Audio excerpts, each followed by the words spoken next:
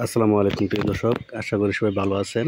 আমিও আল্লাহর মতো ভালো আছি। দয়া করে সবাই আল্লাহর কাছে দোয়া করে সবাই ভালো থাকেন।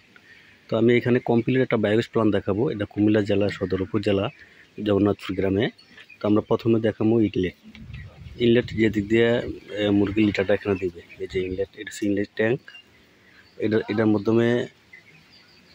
এটার মধ্যে লিটার দিবে, লিটার আর পানি দিবে। এই পানি আর লিটার একসাথে এই পাইপের মাধ্যমে চলে আসবে এটার মধ্যে।